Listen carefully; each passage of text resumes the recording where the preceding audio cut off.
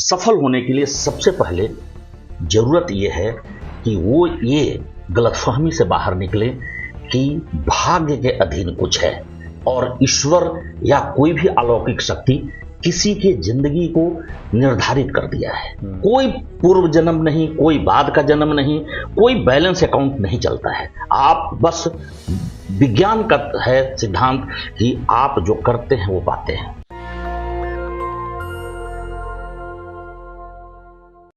मेरे साथ एक खास मेहमान हैं नरेश कुमार, जीएसटी में बड़े अधिकारी हैं, लेकिन इनके किताबों को आप पढ़ेंगे, इनके कामों को देखेंगे तो कह रहे हैं कि गरीबी का जो मकरजाल है उसको तोड़ने का एक ही रास्ता है शिक्षा। बहुजन समाज से आते हैं और आज हम वही बात करेंगे। सर, आपको क्यों लगता है कि शिक्षा के बगैर गरीबी के जाल से नहीं निकला जा सकता? सर, पहले तो बहुत बहुत धन्यवाद कि आपके चैनल पर मुझे अपनी बात, जो मैं गरीबी से जंग शिक्षा के संग अभियान मिशन के तहत पिछले 15 साल से गरीबी से जंग शिक्षा के संग। हाँ सर, गरीबी से लड़ाई के रूप में बहुत सारे कारण हो सकते हैं, बहुत सारे उपागम हो सकते हैं, लेकिन मेरा मानना यह है कि अगर सबसे सरल, सहज और आज भी वंचित वर्ग या वंचित समाज या जो अंतिम पौधान पर खड़ा है उसके लिए अगर सबसे इफेक्टिव आसान रास्ता है वो शिक्षा है। और ये मैं अपनी निजी जिंदगी में और अपने जो मेरा क्षेत्र है, कार्य क्षेत्र है, मैं गया में औरंगाबाद क्षेत्र गया के और औरंगाबाद इलाके में मैं काम पिछले 15 साल से कर रहा हूँ। मेरी खुद की अपनी जो जिंदगी रही है वो कठोर संघर्ष का रहा है और वो कठोर भीषण गरीबी में संघर्ष किया है। मैंने पाया कि जो दो चीजें मैंने अपने संघर्ष में सीखा। एक चीज मैंने पाया कि गरीबी एक बड़ा कारण है हमारे बच्चों को सफल होने में, लेकिन उससे बड़ा कारण है उनका विश्वास का, उनका जो विश्वास है, उनका जो सोचने का, जो समझने का जो तरीका है, जो समाज, खास करके जो जाति धर्म में बटा हुआ जो समाज है उसमें जो वीकर सेक्शन के बच्चों में वो विश्वास का भयंकर कमी होता है। उनके मन में ये बसा दिया गया है कि ये सारा खेल, जो सफल होते हैं वो भाग्यशाली होते हैं, भगवान की कृपा होती है, वो संसाधन दौलत से संपन्न होते हैं, वो बड़े कठोर मेहनत करते हैं।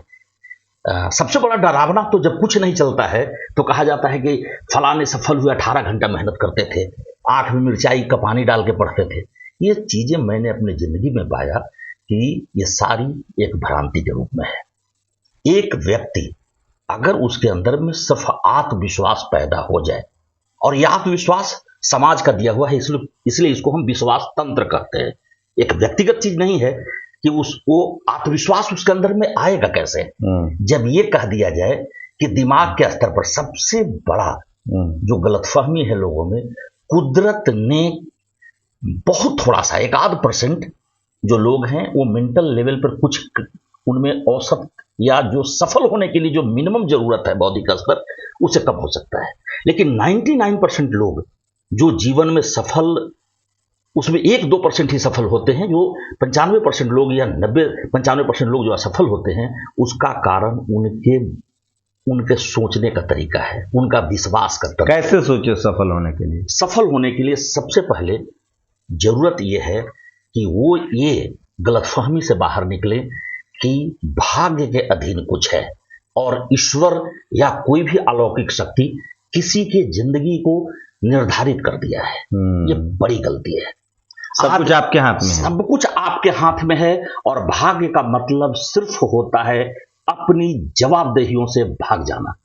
जब आप जिम्मेवारी से भागते हैं, अपनी जिंदगी के स्टीयरिंग आप अपने हाथ से छोड़ करके अपनी गाड़ी चलाते हैं। अच्छा, जिसको पढ़ाई नहीं लिखाई नहीं हुआ वो कैसे वो सफल नहीं हो सकता है? सर, पढ़ाई लिखाई एक उम्र तक, अगर हम विद्यार्थी जीवन में अगर हम कमजोर रह गए तो ऐसा मैं नहीं कह रहा कि विद्यार्थी अगर सफल हुआ तो सरकारी नौकरी या कोई नौकरी ही करेगा, उसके व्यक्तित्व का विकास होगा, वो जिंदगी में जहां जाएगा। मेरा वही सवाल है कि जो मान लिया मैं नहीं पढ़ पाया और मुझे सफल होना चाहता हूं तो क्या करना चाहिए? इस पर कोई रिसर्च किया होगा आपने? हाँ जी, मैं इस पर रिसर्च, मेरा जो अपनी समझ कहता है कि आपके अंदर में आत्मविश्वास हो कि आप अगर नहीं पढ़े हैं तो आप इस भ्रम जाल में भी ना रहें कि मेरा कोई निर्धारक है, मेरा कोई तय करने वाला है। अगर आप फाइनली वही है सेल्फ कॉन्फिडेंस। फाइनली ये है कि आप जो करते हैं उसका फल पाते हैं। कोई पूर्व जन्म नहीं, कोई बाद का जन्म नहीं, कोई बैलेंस अकाउंट नहीं चलता है। आप बस विज्ञान का है सिद्धांत कि आप जो करते हैं वो पाते हैं। मैं एक बड़ी बात आपको कहना चाहूंगा। मेरे इलाके में मैं बड़ी करीब से देखा गरीबी को कि जो कुछ लोग जो हैं वो मैट्रिक इंटर करने के बाद सूरत और पंजाब काम करने जा रहे थे। वो अपने भाइयों को, छोटे भाई को, अपने भतीजे को 8वां नहीं करने दिए और वो सूरत चले जाने लगे। एकदम गांव का गांव उठ करके, मेरे गांव से, आसपास के गांव से उठ उठ करके सूरत और पंजाब जाने लग गए और उन्हें बड़ा खुश होने लगा। वो सारा लोग ऐसा खुशी मना रहा था कि हम अब घर बना रहे हैं, भैंस खरीदा गया उनके यहाँ, तो उनके यहाँ विकास होने लग गया। ये जो गरीबी का दुष्चक्र है, उस दुष्चक्र को लोग इंजॉय कर रहे थे। मैंने इसे रोका है अपने प्रयास से। और आज के तारीख में मैं सम्मुख जो मेरा संदेश है, वो संदेश ये है कि दिमागी क्षमता में कोई अंतर कुदरती रूप से नहीं है। एक मजदूर अपने बेटा के बारे में सोच ही नहीं पाता है कि मेरा बेटा जो है वो मजदूर से आगे निकल सकता है, और खुद वो बेटा भी नहीं सोच पाता है, सपना भी नहीं देख पाता है कि हम मजदूर से आगे बनेंगे, कर पाएंगे। यही हालत किसान का है, इसी हालत समाज के। आप मुझे बताइए, अगर मैं गरीब हूँ, मेरे पास संसाधन नहीं है जी, तो कैसे आत्मविश्वास बढ़ाऊं? मैं बता रहा हूं सर। सबसे पहले तो ये कि गरीबी मैनेजमेंट का चीज है, प्रबंधन करने की चीज है। आपको गरीबी से लड़ना होगा। मैं मानता हूं कि रिसोर्सेज बड़ा चीज है, उससे लड़ना होगा। ये काम सरकारों का था, होना चाहिए था। यहाँ इस देश में 70-75 साल में ये हो जाना चाहिए था कि कोई बच्चा पढ़ने के लिए, उसकी बुनियादी सुविधाओं के लिए गरीबी कारण न बने। समान शिक्षा प्रणाली लागू हो सकता। माता पिता की क्या भूमिका? माता पिता की सबसे बड़ी भूमिका तो मैं ये देख रहा हूं कि वो उनके पास होना ये चाहिए था कि जो सपना वो नहीं पूरा कर सके उनको बच्चों में देखना था। एक कुदरत एक मौका देता है बच्चों के रूप में कि आप जो ना कर सके वो सपना बच्चों में डाले। लेकिन ये तो एक नैसर्गिक रूप से कहा जा रहा है कि बच्चों को स्वतंत्र छोड़िए, आप उसको जो आप नहीं कर पाए वो बनने का उस पर दबाव क्यों डालेंगे? मैं कहना ये चाह रहा हूं कि सफल होने के लिए एक एटीट्यूड महत्वपूर्ण होता है, जिसकी बात अभी तक मैंने कहा। एक होता है एप्टीट्यूड। एप्टीट्यूड के लेवल पर बच्चा क्या बनने के लिए कुदरती रूप से है, वो साइंस पढ़ेगा, वो आर्ट पढ़ेगा, वो डॉक्टर बनेगा। कुदरत वो प्रैक्टिस है, जो साइंस पढ़ेगा वो साइंस जानेगा, जो विज्ञान पढ़ेगा विज्ञान जानेगा। हर आदमी का टेस्ट अलग होता है। कुदरत को डाइवर्सिटी है ना, जरूरत अलग अलग है।